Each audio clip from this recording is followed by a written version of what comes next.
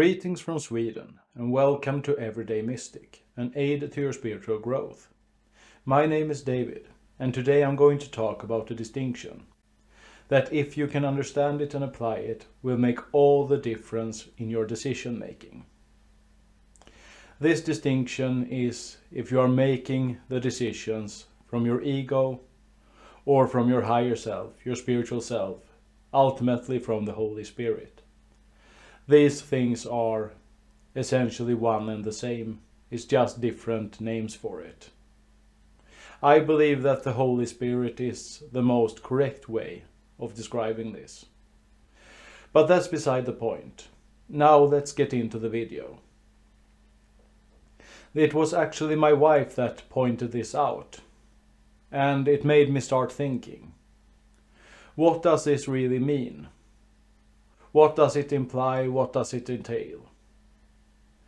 And the first thing that I realized was that if we are making decisions from the ego, if we are in the ego, if we're thinking with the ego, it's better to not make a decision at all. Because at the absolute best, the ego is right for the wrong reasons. But most of the time, the ego is just plainly wrong. So this of course means that we need to learn to distinguish whether we are acting from the ego or not. And why is this so crucial? It is because when we make a decision, it's often very hard to back away from the decision. Not just because we make a commitment to someone else through our decisions, but also because we commit to something within ourselves. You can quite easily look how this plays out in your day-to-day life. Let's take something really extreme actually. Maybe you're really angry with your partner and you decide to get a divorce. You say to your partner, I don't want to live with you anymore, I want a divorce. Now when you get out of the angry emotion, this might not at all be what you want to do.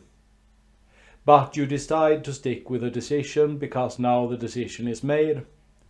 And maybe you told your partner, so now your partner is involved in the decision, but this was not the real intent that you wanted to happen. This is an extreme example, but you can find many smaller examples in your day-to-day life when it comes to these types of decisions. And instead of afterward realizing that, oh, I was wrong, I shouldn't have made this decision, we decide instead to find argument after argument to cement the ego's position. So how can we start to distinguish if we are making decisions from the ego or not? One very clear distinction is that if a negative emotion is involved in making a decision, it always comes from the ego. There is no exception to this. Even righteous anger, when used to make a decision, comes from the ego. If we haven't calmed down and realized that even from a calm perspective we still want to make this decision, it comes from the ego. The ego might be right in the decision, but it is for the wrong reason. It's because angry, upset emotions, and these are never the right way to make a decision. Ultimately, it comes down to the very simple distinction. Does this come from love or fear?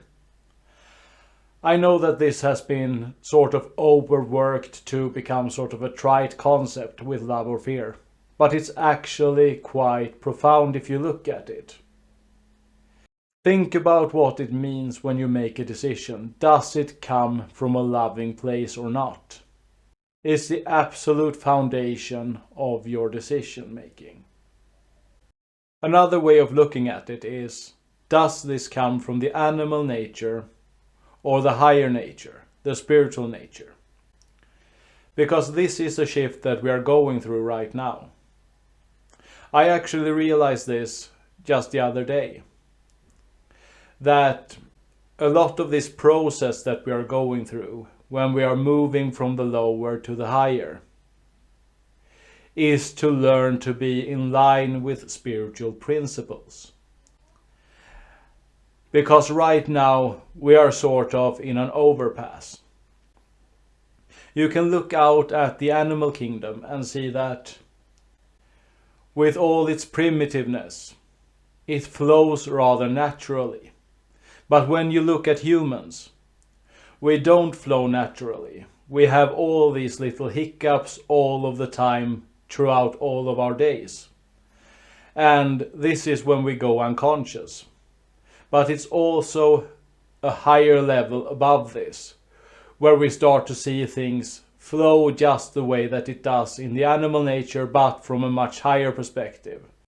Instead of this Darwinian survival of the fittest drive that drives the animal nature, there is a higher perspective to function from.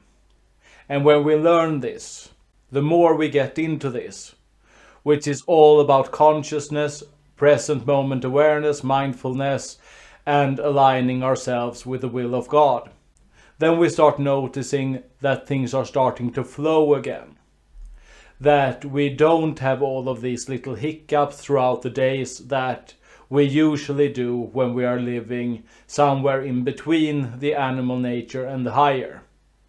And this is where we usually exist from, some semi-conscious state where we are not really conscious, but yet we are not really unconscious either.